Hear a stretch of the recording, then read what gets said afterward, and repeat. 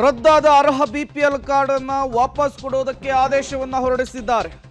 CM Siddaramaiah ಅವರಿಂದ ತುರ್ತು ಆದೇಶ ರವಾನೆಯಾಗಿದೆ.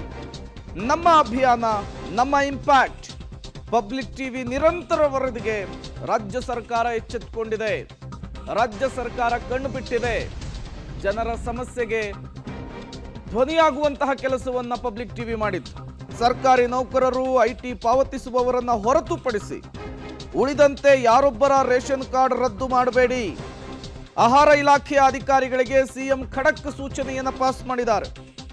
ಅರ್ಹರ ಪಡಿತರ ಚೀಟಿ ರದ್ದಾಗಿದ್ರೆ ತಕ್ಷಣ ವಾಪಸ್ಗೆ ಕಟ್ಟಾಜ್ಞೆಯನ್ನು ಹೊರಡಿಸಿದ್ದಾರೆ. ಒಂದು ವೇಳೆ ವಿನಾಕಾರಣ ರೇಷನ್ ಕಾರ್ಡ್ ರದ್ದು ಮಾಡಿದ್ರೆ ಅಂತಹ ಅಧಿಕಾರಿಗಳ ವಿರುದ್ಧ ಕ್ರಮ ಜರುಗಿಸುವುದಾಗಿಯೂ ಕೂಡ ವಾರ್ನನ್ನ ಮಾಡಿದ್ದಾರೆ ಸಿಎಂ ಸಿದ್ದರಾಮಯ್ಯನವರು.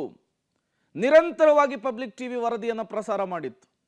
ಈ ಬಿಪಿಎಲ್ ಕಾರ್ಡ್ ರದ್ದಾಗಿರುವಂತಹ ವಿಚಾರದಲ್ಲಿ ಒಂದಿಷ್ಟು ಜನ ಬಡವರು ಅತಂತ್ರಕ್ಕೆ ಸಿಲುಕಿಬಿಟ್ಟಿದ್ರು.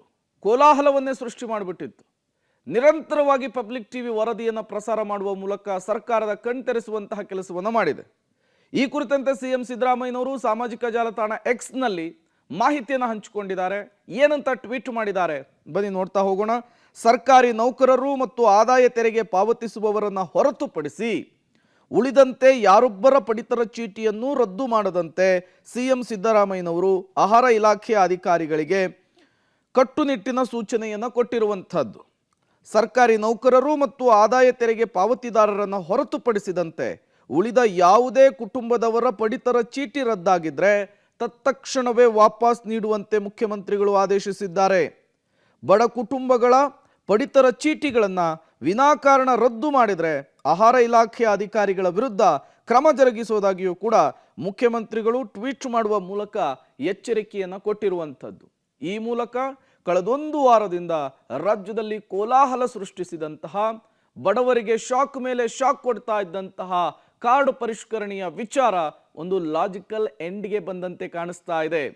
ತಾರ್ಕಿಕ ಅಂತ್ಯವನ್ನು ತಲುಪಿದಂತೆ ಕಾಣಿಸ್ತಾ ಇದೆ. ಇದಕ್ಕೆ ಕಾರಣ ನಿಮ್ಮ ಪಬ್ಲಿಕ್ ಟಿವಿ ನಿರಂತರವಾಗಿ ಜನರ ಸಮಸ್ಯೆಯನ್ನ, ಜನರ ನೋವನ್ನ, ಜನರ ಅಳಲನ್ನ ಸರ್ಕಾರಕ್ಕೆ ತಲುಪಿಸುವಂತಹ ಕೆಲಸವನ್ನ ಮಾಡಿತ್ತು. ಯಾವಾಗ ಪಬ್ಲಿಕ್ ಟಿವಿಯಲ್ಲಿ ನಿರಂತರ ವರದಿ ಪ್ರಸಾರವಾಯಿತು ತತ್ಕ್ಷಣಕ್ಕೆ ರಾಜ್ಯ ಸರ್ಕಾರ ಎಚ್ಚೆತ್ತುಕೊಂಡಿದೆ. ಸಿಎಂ ಸಿದ್ದರಾಮಯ್ಯನವರು ರಿಯಾಕ್ಟ್ ಮಾಡಿದ್ದಾರೆ, ಸ್ಪಂದಿಸಿದ್ದಾರೆ.